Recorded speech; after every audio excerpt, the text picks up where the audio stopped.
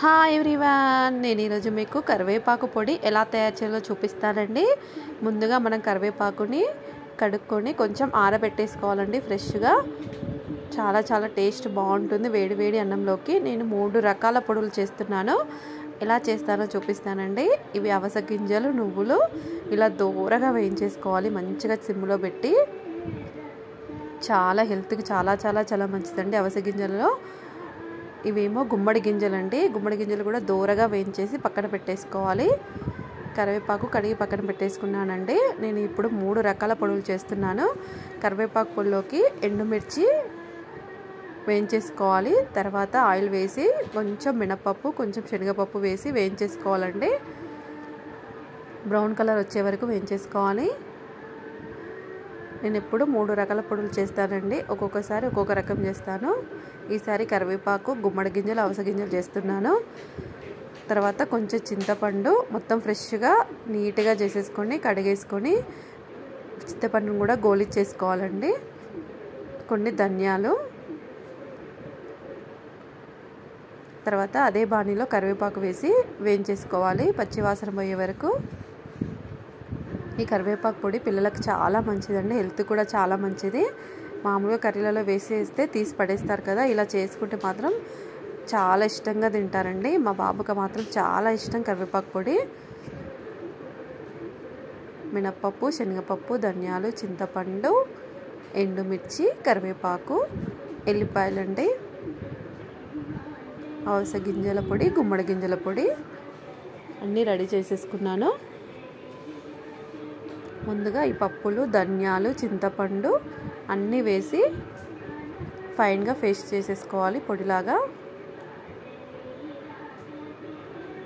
ఇది పొడి అయిపోయాక దాంట్లో ఎండుమిర్చి వేసి మిక్సీకి వేసేసుకోవాలి. మనకి ఎంత కారం కావాలో అంత వేసేసుకోవచ్చు. రుచికి తగినంత సాల్ట్, ఒకటి తర్వాత ఒకటి వేయించి పొడి చేసుకోవాలండి. అన్నీ ఒకటేసారి వేస్తే గ్రైండ్ కావు.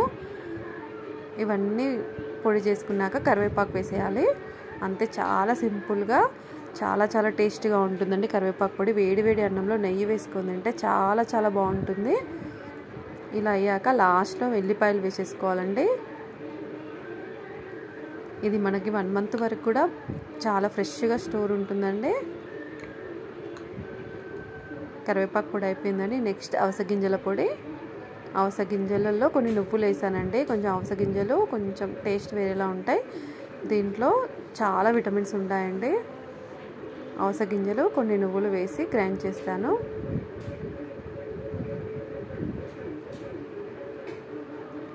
ఇవి పొడిలాగా చేసేసుకోవాలండి. పొడి చేసుకున్నాక ఇందులో మనకు రుచికి తగినంత కారం అలా మెత్తగా చేసేసుకోవాలి. ఒక 2 టేబుల్ స్పూన్ కారం, 2 టేబుల్ స్పూన్ సాల్ట్ వేసేసుకోవాలి. చాలా తొందరగా అయిపోతున్నాయండి. మనం వేయించి పెట్టుకోవడమే, దూరగా వేయించి పెట్టేసుకోవాలి వీటిని.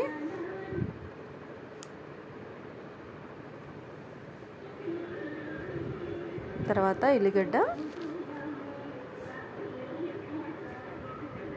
ఎల్లిపాయలు వేసేసుకొని పొడి చేసేసుకోవాలండి. అంతే, అవిసె గింజల పొడి రెడీ. కానీ చాలా చాలా టేస్ట్ బాగుంటాయండి.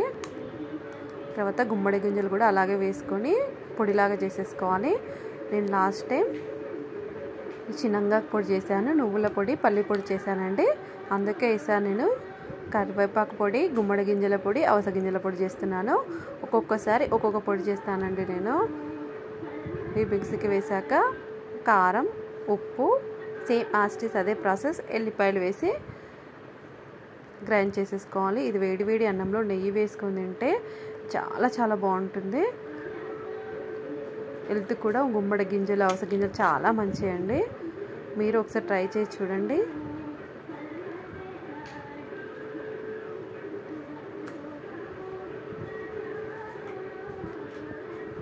నేను ఇంకా చింతకాయ పచ్చడి కూడా తాలింపు పెట్టేసుకున్నానండి. కొత్త చింతకాయ పచ్చడి. పోపులో జీలకర్ర, ఆవాలు, కరివేపాకు, మన ఎల్లిపాయలు దంచి వేసేసుకొని మేము ఎప్పటికప్పుడే కొంచెం కొంచెం తీసి పోపు పెట్టేసుకుంటామండి.